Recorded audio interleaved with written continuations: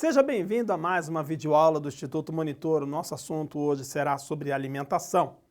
Tópicos a serem abordados nessa aula serão interferências da distância, cálculo de capacidade do conjunto para no break, fontes chaveadas e individuais, disjuntores, amperagens versus miliampere.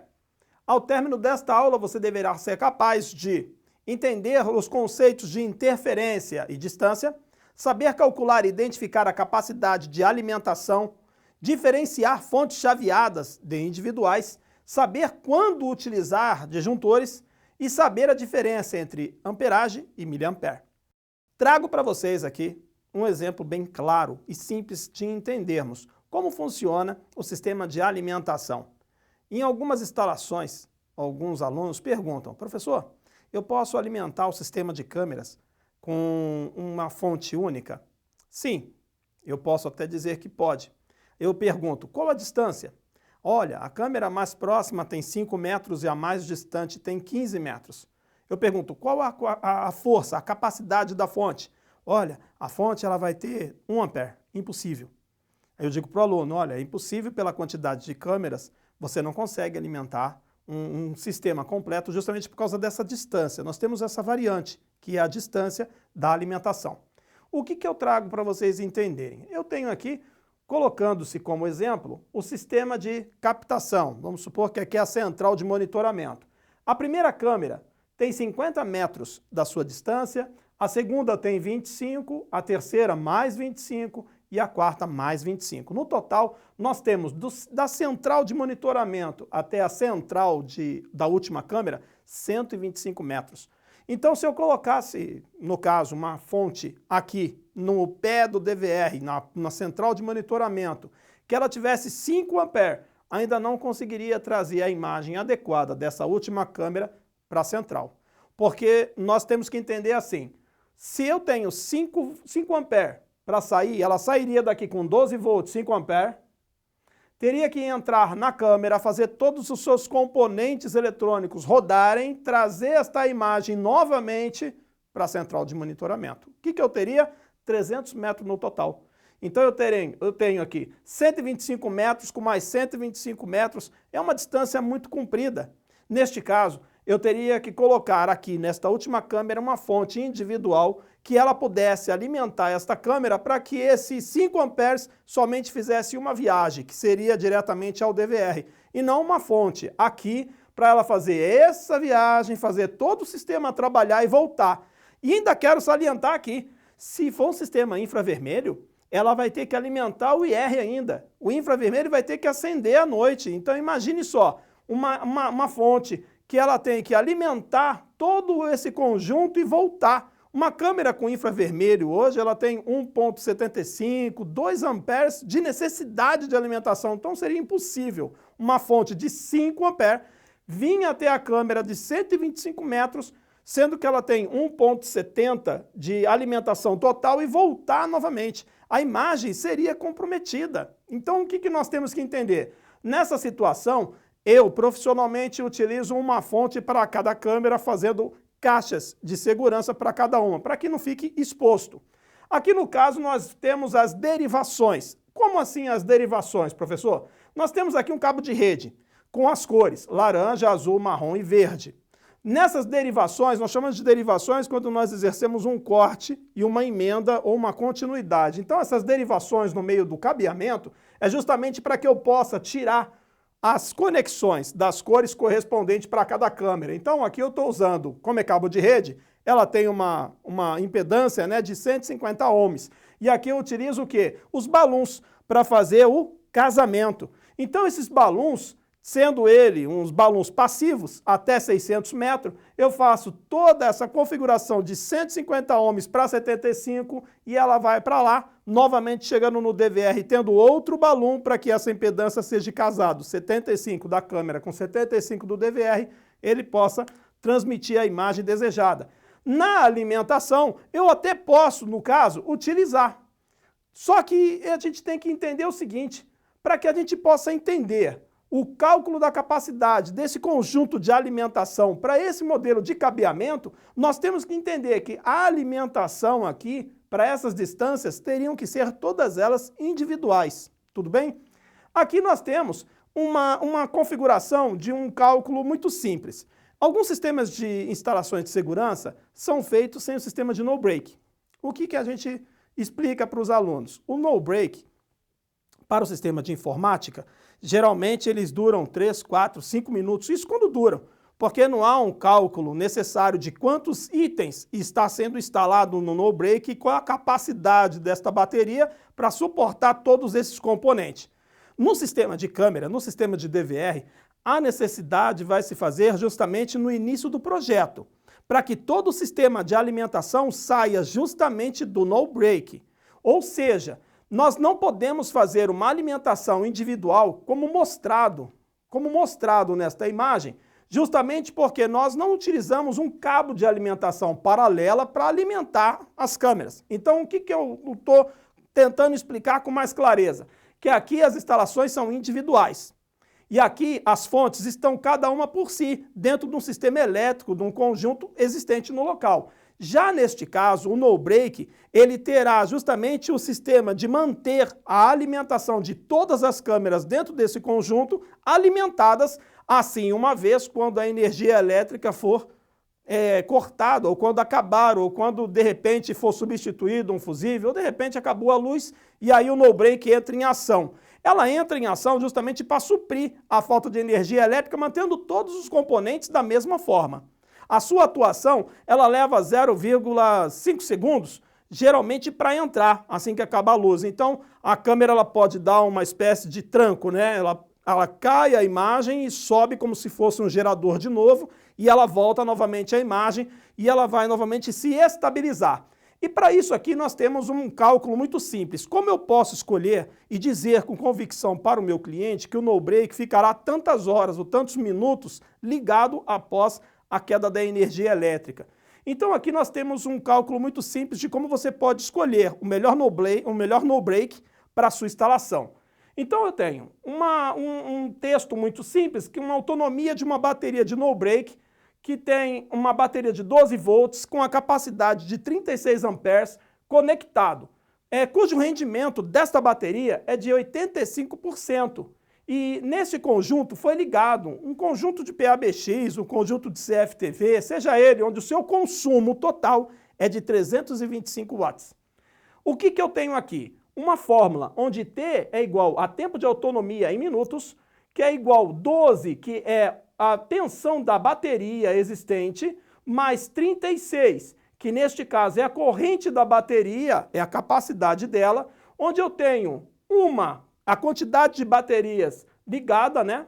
Depois eu tenho o rendimento do inversor. Se eu tenho 85%, eu tenho 0,85. Depois eu tenho o multiplicador para se obter o tempo em minutos. E por último eu tenho o PC, que é justamente a soma das potências, que é um conjunto somado. Em cima dessa somatória a gente vai ter o quê? Multiplicamos todos esses números, que é 12 volts vezes 36 amperes, que é a capacidade de uma bateria com um inversor de 85%, vezes 60, que é o multiplicador de tempo, dividido pela soma total desse conjunto, desses instrumentos que estão ligados ou conectados ao no-break, que é igual a 22.032 dividido pela soma, que é 325.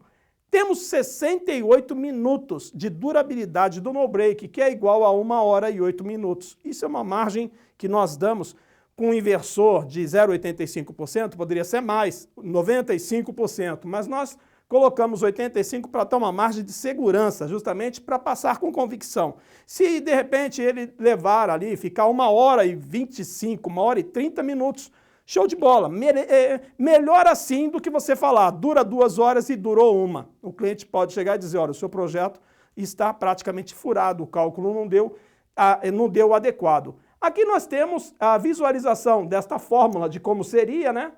Com alterações, justamente com as substituições. Então, neste caso, o que nós teríamos que fazer? Para você que vai fazer uma instalação de no-break, você só teria que somar o quê? A quantidade de itens pela sua capacidade de alimentação para que você pudesse substituir justamente também a capacidade da bateria, se ela é de 36 ou 50 ou 100 amperes, e aí você divide pela soma de todo o conjunto instalado. Aqui nós temos o sistema de alimentação pelo cabo de rede. Eu disse numa aula anterior que o sistema de rede também dá para fazer a instalação de câmeras, utilizando o Cibalum. Mas também podemos fazer, nestes 4 pares, 3 câmeras por completo na instalação de vídeo e o laranja sendo a alimentação. Ela faria a alimentação em série, onde teríamos somente as derivações, quer dizer, os cortes, a interrupção do cabeamento para fazer a alimentação nos conjuntos. Também podemos ter 2 câmeras de imagem e mais 2 saindo diretamente a alimentação para cada uma delas. Então aqui nós também teremos 4 câmeras no único conjunto de imagens, mais a alimentação individual, como mostrado no início da aula. Temos aqui uma caixa, que nós chamamos de caixa de passagem, mas nós utilizamos para armazenar fonte, as conexões de câmeras dentro desse compartimento. Muitas instalações hoje nas ruas, nas escolas, nas empresas que nós observamos, as pessoas deixam à mostra as conexões, os conectores, as fontes. Isso trazendo um modelo meio estranho e até fora de ética, um modelo assim não muito utilizado profissionalmente. O que nós indicamos? Que todas as conexões, que toda a fonte, todas as instalações, tudo aquilo que for excesso ao lado da câmera, que nunca fique exposto, que seja colocado sobre caixa de passagem, que fique oculta, que fique protegida, justamente para evitar sujeira, umidade e até a falta de estética na sua instalação. Bom, temos aqui uma espécie de disjuntor. Ele, na verdade, serve como proteção, uma proteção no sistema de instalação. Algumas instalações no meio do sistema elétrico das câmeras é muito comum nas descargas elétricas ou até mesmo sobre a rede ter aquele aumento da capacidade da rede e ela acabar queimando a fonte e acabar danificando a câmera. Nesse caso, nós utilizamos o DPS. O DPS é um dispositivo que nós colocamos justamente na alimentação e quando há uma sobrecarga da rede, ele desarma. A sua capacidade, ele pode ter de 10 amperes, 20 amperes, 30 amperes, vai muito da capacidade da fonte, vai muito da capacidade dos conjuntos instalados dentro dessa rede. Geralmente, o DPS, ele funciona como um disjuntor. Ele sempre vai ter, justamente no início da rede, da alimentação, para ele desconectar, para ele desarmar assim que houver uma sobrecarga na rede. Essa sobrecarga ela pode se dar quando há uma queda de energia e há um retorno automaticamente. Então, se uma rede ela vai de 97 volts até 127, então ela vai ter uma correção. Neste caso, se ela sair do 127 e chegar aos 130, 135, para não haver uma sobrecarga nos conjuntos elétricos, ele vai desarmar. O DPS ele serve justamente para isso. No caso da rede está instalada e de repente cai um raio sobre o disjuntor da porta, ou então sobre o poste, ou então sobre a corrente elétrica da rede, automaticamente o DPS ele corta a energia, protegendo todo o conjunto. Ele pode ser até danificado no meio da instalação. Ele pode até sofrer danos, mas os danos dele é reparáveis, basta colocar outro no local. Melhor seria ele do que um conjunto do sistema inteiro danificar-se, como porta de saída do DVR, como já houve em algumas ocasiões, como outras câmeras que são colocadas em partes altas, que de repente também sofrem sobrecargas. Não basta somente o raio bater na rede. Já tivemos situações de câmeras instaladas em lugares altos que só do estado elétrico, da estática do raio passar sobre a câmera, ela já danifica a câmera. Até a claridade do raio, por incrível que pareça, já tivemos queima do CCD justamente por causa disso daí. Então, a estática das chuvas elétricas hoje no nosso país é muito grande e os sistemas elétricos sofrem grandes danos. Quando não colocado o sistema de DPS, a gente tende a fazer manutenções corriqueiras e contínuas, justamente voltada para problemas elétricos, que são justamente a sobrecarga nas redes.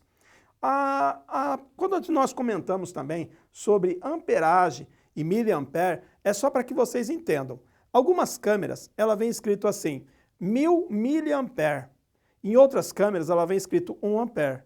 Então, a gente só tem uma divisão de amperagem, quer dizer mili. Esse mili ele pode ter 0,0 85 miliampere. Na verdade, ele tem 85. Então, a gente só faz essa diferença para que vocês possam entender. Se eu tenho aqui 2 ampere, ele vai ser igual a 2 miliampere. Se eu tenho 3 ampere, é igual a 3.000 miliampere. Isso é só para que vocês possam entender e fazer a divisão do que é amperagem do que é miliampere. Então, se em alguma ocasião comprar câmera e vier em miliampere, é a mesma coisa que a amperagem. A gente faz muito isso para o aluno justamente porque alguns se perdem.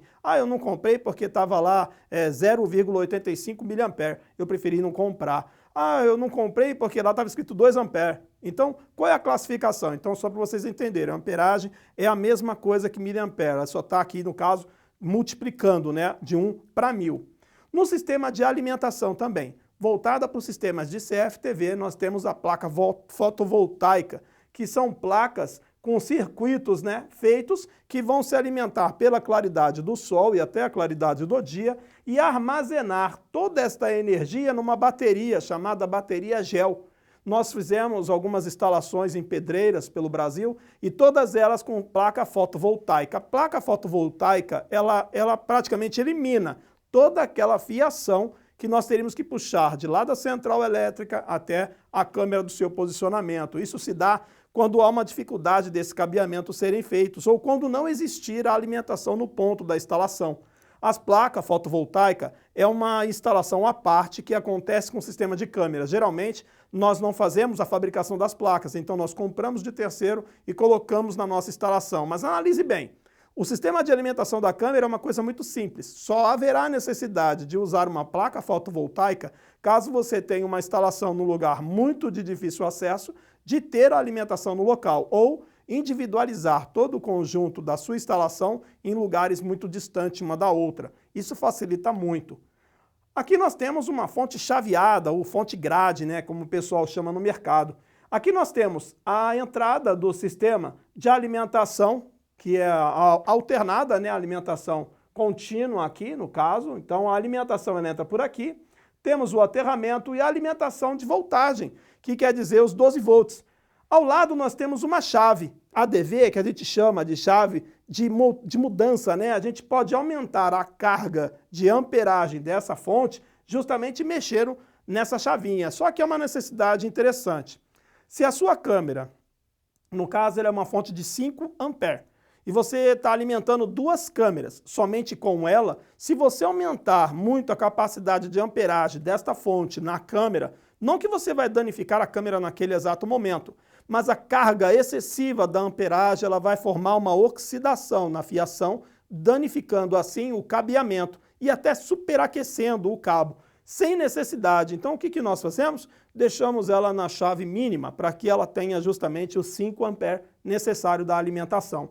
Essas fontes são utilizadas quando nós utilizamos um conjunto de câmeras e ela esteja alimentando um conjunto de câmeras próximas uma da outra. Aí sim ela pode ser até empregada. O que eu não posso fazer é utilizar uma fonte desta aqui com uma capacidade de amperagem X, que eu coloque uma distância equivalente tal e ela vai alimentar todo o conjunto. Não consegue, porque devido à distância do cabeamento, se houver emendas em alguns pontos, como há dificuldade das passagens de cabeamento, você pode ter essas emendas, aí sim você vai ver que ela não vai trafegar a alimentação correta. Você pode até medir os 12 volts na chegada da câmera, ela pode até ter os 12 volts, mas não vai ter a amperagem adequada para voltar novamente com a imagem. No caso, você pode ter até um amperímetro para medir se a carga de amperagem está sendo adequada na sua instalação. A dica é, quando tiver câmeras em uma distância equivalente, faça alimentações individuais. Pelo menos você vai ter menos dor de cabeça. Aqui nós temos uma fonte individual. Ela é uma fonte individual, na parte superior dela existe um LED que traz a iluminação de que ela está sendo alimentada pela corrente. Ela pode ser de 1 ampere, pode ser de 1,5, pode ser de 2, pode ser de 3, ela pode ser a amperagem que for, desde que ela tenha a distância equivalente de alimentação para que ela possa trafegar com a imagem até o seu destino final, que é o DVR. Disjuntores. Quando nós fazemos um conjunto de alimentações de fontes, ou seja, um painel de alimentação para um conjunto de sistemas, nós colocamos justamente na entrada da alimentação para esses itens um disjuntor. Mas esse disjuntor, para ser colocado dentro desse conjunto, haverá uma necessidade de um cálculo, onde nós juntaremos todos esses componentes e faremos o cálculo dela pela porcentagem exercida, para que esse disjuntor possa estar encaixado corretamente na carga que será elevada de energia elétrica aos componentes eletrônicos. Então, neste caso, disjuntores, ele é colocado no início, no princípio da alimentação. Então, vem rede, disjuntor e os componentes que vão ser alimentados por este conjunto. Muito parecido com o DPS, mas aqui no caso o disjuntor ele entra já direto na fonte de alimentação da entrada da alimentação de rede. Chegamos ao fim de mais uma videoaula do Instituto Monitor sobre alimentação. Espero que tenham gostado. Não se esqueça, o conteúdo completo você encontra no nosso material didático. Frequente as nossas redes sociais. Até a próxima!